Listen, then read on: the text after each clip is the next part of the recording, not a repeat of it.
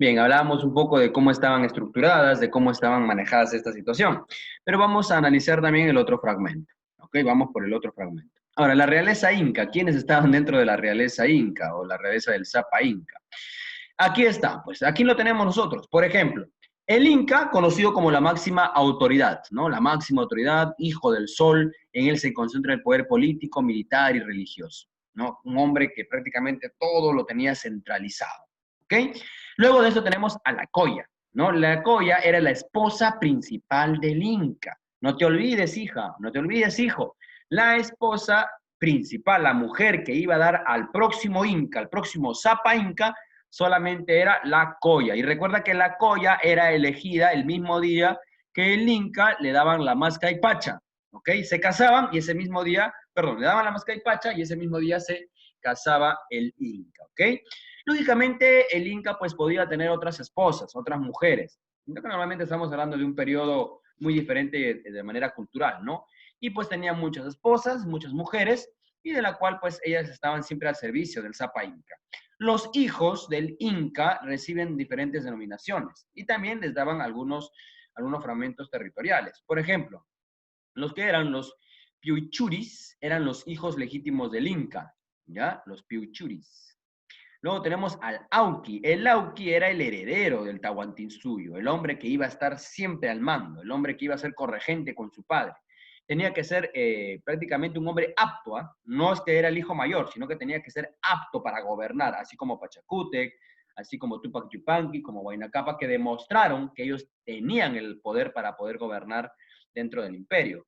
Y por último tenemos pues a la Ñusta, ¿no? La Ñusta que es la hija del Inca, ¿ya? La hija del Inca, que al casarse pues ya se llamaría la Paya. Cuando esta se casa se llamaría la Paya y tendría la nomenclatura después de ser la Coya, ¿ok? Si es que en algún caso excepcional se daría. Bien, entonces aquí tenemos los tres fragmentos más importantes dentro de la familia del Zapa Inca. Y a ellos se les va a conocer también con el nombre o con la nomenclatura de Panaca Real, ¿ok? Con la nomenclatura de Panaca Real. Y todos los incas pertenecen a una panaca, ¿ya? Y cuando estos se casan, tienen su propia panaca. Es como decir, pues tú estás chiquito y tienes tu panaca, vives en tu casa. Pero va a haber un momento donde te vas a casar y te vas a ir de tu casa y vas a formar tu propia panaca. Igualito, lo mismo pasaba con los incas. Ellos se casaban y formaban su propia familia, ¿ya? Su propia familia, pero sin olvidarse siempre de dónde había venido o de qué panaca había procedido. Bien, vamos con el otro fragmento, chicos, vamos con el otro fragmento. La nobleza. Angeli, hija mía, lee por favor la nobleza, Angeli, te escucho. Quiero escuchar tu voz, Angeli. Léeme lo que es la nobleza, hija. ¿Estás ahí, Angeli? ¿Me escuchas, Angeli Zavala?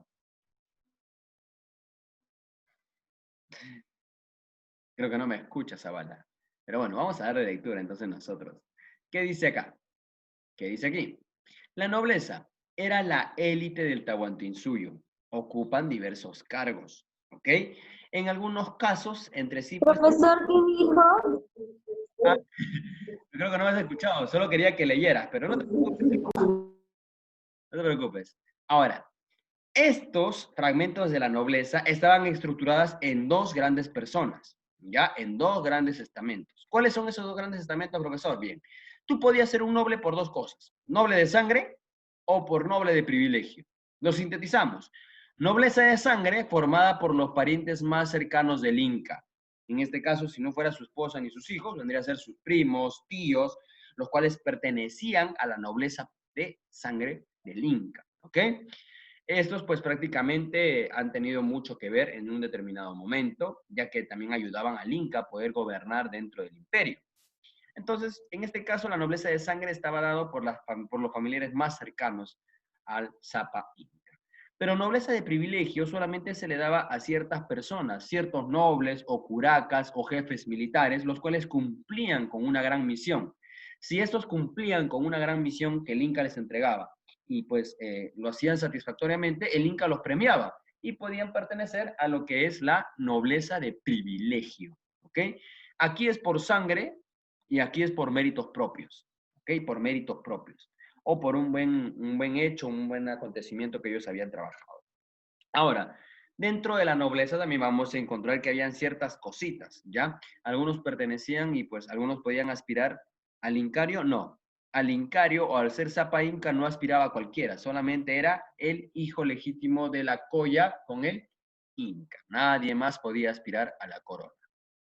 Hombre que se rebelase y por ahí tomaba la mascaipacha sin permiso, lo mataban, ¿ya? Lo mataban. Era un hombre muerto, por decirlo así. Bien, luego de esto tenemos al pueblo. El pueblo, que es la parte del estrato más bajo, tampoco digamos que eran como esclavos, ni que eran maltratados. No, no, no, el pueblo también tenía lo suyo, muchachos, ¿ya? Recordemos que solamente hasta aquí, hasta la nobleza, se educaban. Ellos sí podían ir al colegio, pero el pueblo no, ya que el pueblo solamente se regía en base a una nomenclatura, ¿ya? Y en el pueblo estaba conformada por 4 grandes sectores. Primero, tenemos los Hantun Runa.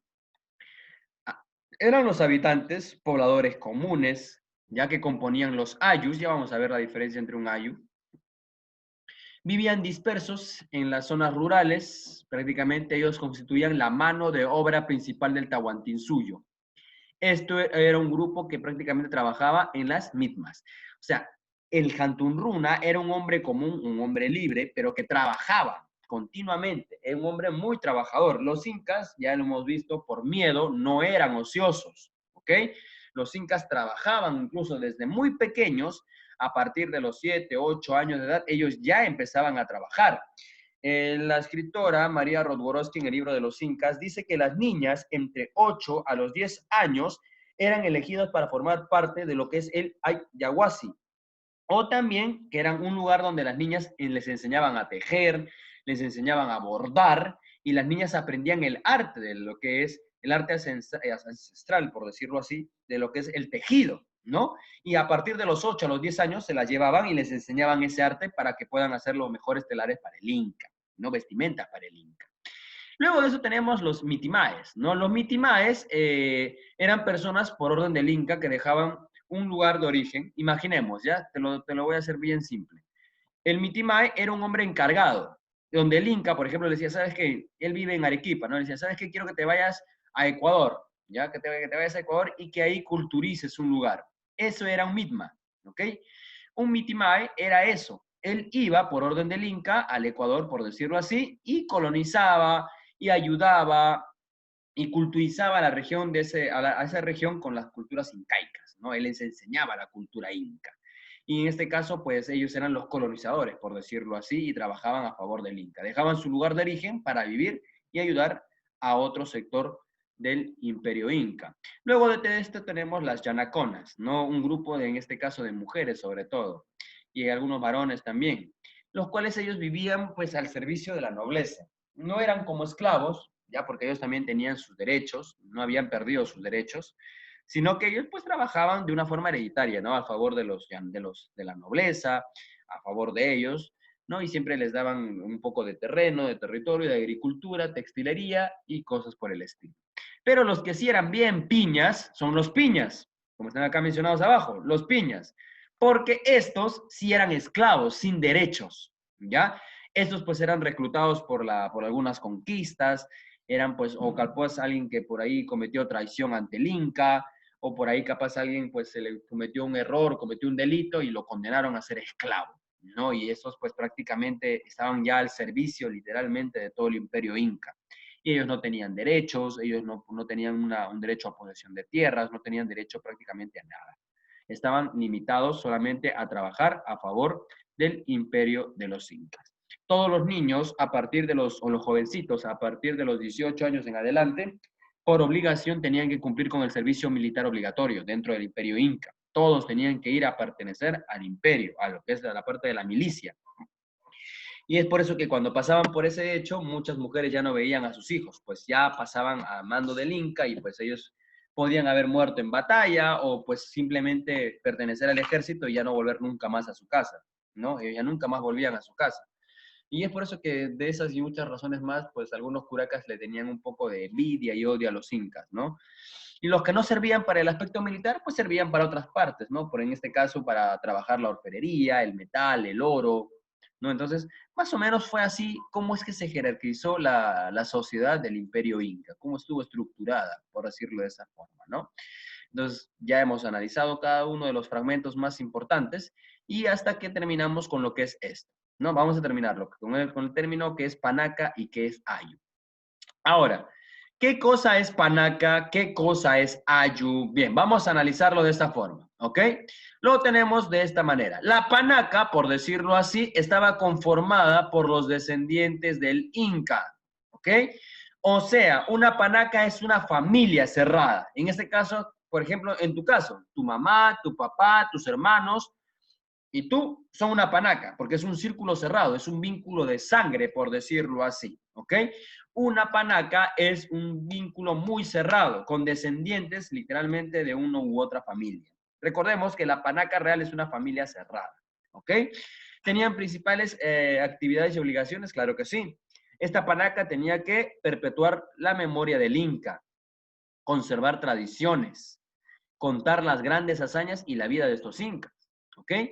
Cuidar de su momia. Recordemos que a los incas no se les enterraba, a los incas se les momificaba, ¿ok?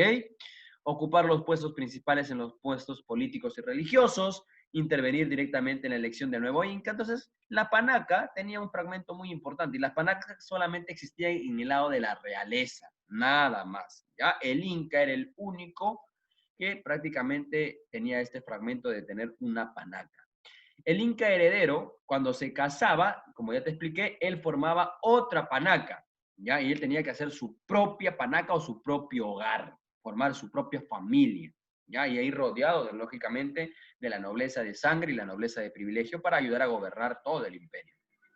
Bien, ya sabemos que es una panaca. Una panaca es una familia conformada por los principales integrantes, ¿no? Mamá, papá, hermanos y listo. ¿Ok? Eso era la panaca real. Pero a diferencia de una panaca real, tenemos lo que es un ayu. ¿Ok? Lo que tenemos que es un ayu.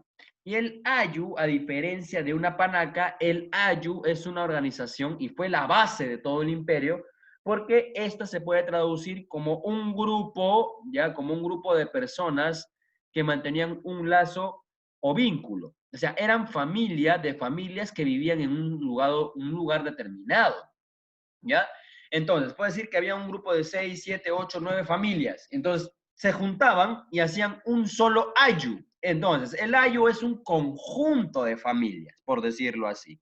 Entonces, ¿qué es lo que unían? Pues eran los vínculos cercanos o lejanos, adoraban a los mismos dioses, tenían en la misma perspectiva de su mitología, trabajaban pues para intercambiar productos, obedecían al mismo curaca, hablaban la misma lengua y tenían las mismas costumbres. Entonces, ante estas características, ellos formaban su ayo y se unían, ¿no? Eran libres de unirse en ayus y poder trabajar, porque un porcentaje era para el Inca y otro porcentaje para la familia.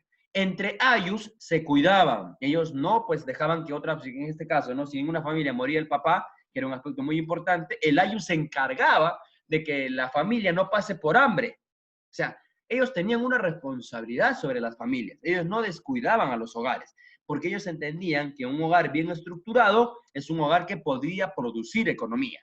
Entonces, de esa forma, pues mantenían el orden, por decir así, dentro de lo que es el ayu. El ayu es muy fuerte, sus vínculos eran muy fuertes y siempre estaban al mando de los grandes curacas.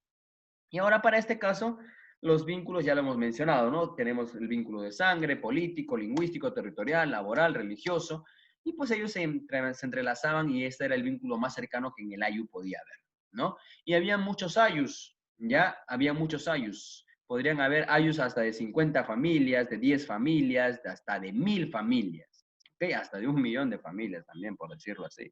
Entonces, aquí también habían gentes encargadas, personas encargadas, ¿no? Las cuales pues tenemos el jefe menor desde un Pisca Camayo, que era jefe de 5 familias, hasta un Unu Camayoc, que era un jefe de 1 millón de familias, prácticamente con una gran responsabilidad, ¿no? Y pues recordemos que esta gran responsabilidad recaía sobre ellos y sobre los curacas para poder administrar mejor el imperio. Entonces, de esa forma se trabajaban los grupos de trabajo. Ya esto se le conoce como los grandes grupos de trabajo laboral y económico dentro del gran imperio de los incas. Muy bien, chicos, hasta aquí ha sido la clase el día de hoy de un conocimiento muy interesante acerca de cómo estaba estructurada qué es un vínculo, qué es un ayu, qué es una panaca, cómo estaba considerado el pueblo, qué es la nobleza de sangre, la nobleza de privilegio, lo que hemos aprendido hoy, la realeza, ¿no? La coya, el inca, el auqui, los hijos, la ñusta. Hoy hemos aprendido también de cómo estaban estructuradas, pues, las autoridades políticas, ¿no? El tucuiricuc, los michos, el curaca, el ampuchic, el Consejo Imperial, hemos aprendido quién era el Auqui, qué color de mascaipacha usaba, hemos aprendido del Zapa Inca y su gran responsabilidad dentro del imperio, ¿no? Y luego, pues por último, hemos visto cómo están estructuradas cada una de estas. Ha sido un viaje interesante en nuestra historia, en nuestra cultura, de cómo estos se han ido trabajando prácticamente. Qué honor haber estudiado con ustedes este gran tema acerca del Estado Inca. No te preocupes, Brenda, acabo de leer tu mensaje. No te preocupes, hijita, yo te voy a considerar. Bien, entonces esto es lo que hoy hemos trabajado, hijos, el Estado y la sociedad de nuestro antiguo imperio de los grandes incas. Bien, ha sido interesante este viaje en la historia con nuestros grandes incas y de una forma muy interesante y espero que hayan aprendido muchísimo, en verdad. Y esto jamás se deben olvidar.